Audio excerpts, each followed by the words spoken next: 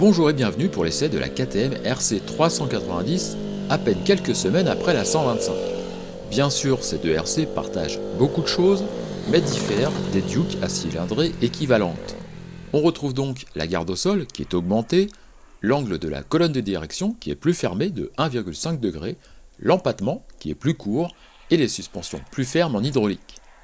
Esthétiquement, on retrouve le très distinctif cadre treillis orange et le joli bras oscillant en alliage. Le dessin dynamique du carénage est largement porté sur l'avant. La grande bulle est surtout très large en bas pour couvrir le carénage et servir de déflecteur pour les mains. Les deux optiques rondes sont soulignées par des feux diurnes à LED alors que les clignotants sont intégrés au support de rétroviseur. Le réservoir anguleux contient 1 litre de moins que sur la Duke, soit un total de 10. L'arrière de la RC n'est pas négligé avec le treillis nettement apparent. L'assiette du pilote est fine et pas confortable du tout, la place en dessous est réduite. Celle du passager donne l'illusion très réussie d'avoir un capot de selle juste au-dessus des jolis feux à LED longitudinaux. En dehors des LED déjà mentionnés pour le style, la RC 390 est bien équipée. La fourche inversée de 43 mm a un support radial pour l'unique étrier de frein puisqu'il n'y a qu'un seul disque sur cette RC. Une RC qui est dotée du freinage ABS de série mais déconnectable en appuyant sur un bouton caché en bas à gauche du tableau de bord. Celui-ci est très complet avec beaucoup d'informations visibles en permanence comme la jauge de carburant, l'indicateur de rapport engagé, l'heure ou le compte-tours tout en haut sous la shift light. D'autres informations peuvent défiler comme le temps de roulage ou la consommation moyenne. Au guidon, le détail qui est immanquable, c'est le rétroéclairage des commodos pratique la nuit lorsqu'on débute. Face à ses concurrentes, la KTM RC a l'avantage du confort de la position. La selle est ferme, mais il n'y a pas trop d'appui sur les poignets, l'écartement des bras est agréable et les jambes ne sont pas trop pliées. On est bien sur cette RC 390, au moins au départ, après la selle est bien moins agréable. C'est dommage car la suspension n'est pas sèche et ne maltraite donc pas les lombaires, même si on aurait souhaité plus de rigueur avec le gain de cylindrée et un usage annoncé comme moins urbain. Du coup, avec un rythme forcément plus élevé qu'avec la 125, la précision manque un petit peu dans les grandes courbes irrégulières et dans les changements d'angle rapides.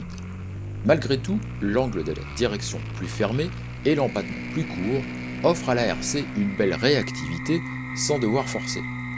Identique à la 125, la protection n'est pas si mal si on se couche sur le réservoir, la seule position qui permet de voir correctement dans les rétroviseurs. Le monocylindre de 375 cm3 annonce 32 kW, soit 44 chevaux, et non pas 35 kW car la moto est trop légère et ne pourrait pas rentrer dans la catégorie des permis A2 avec les 35 autorisés. Au bas régime, ce moteur est souple et disponible avec une sonorité assez présente. En conduite en ville ou à allure modérée, c'est très agréable. Pour avoir un rythme un peu plus rapide, il faut rester au-delà des 7000 tours par minute ou un petit peu moins sur les premiers rapports. C'est là que le mono est le plus convaincant. On peut aussi compter sur la sélection rapide et très facile à la montée comme à la descente, même sans l'embrayage. La 390 est joueuse et met en confiance, mais elle est aussi plus lourde et plus véloce que la 125 et souffre donc davantage de cet étrange ressenti à la prise du levier de frein. Le levier est spongieux, et même si au final la RC 390 freine bien en combinant les freins avant et arrière, certainement que plus de mordants n'auraient pas nui sur cette machine plus dynamique par nature. Au final, KTM s'est offert un joli succès avec la Duke 125 surtout, et 390 dans une moindre mesure. La RC, également produite avec Bajaj en Inde, part sur les mêmes bases. Facile à prendre en main et amusante à piloter avec ce mono volontaire, la RC 390 est aussi à l'aise à la ville qu'à la campagne.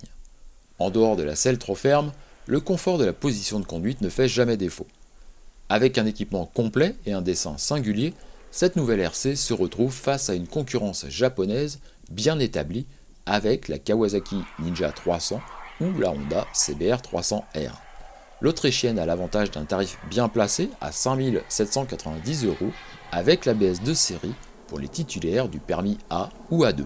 Alors on peut hésiter avec la Kawasaki Ninja 300 ABS qui est à 5 599 € ou pourquoi pas la nouvelle Honda CBR 300R à un tarif qui n'est pas connu pour l'instant.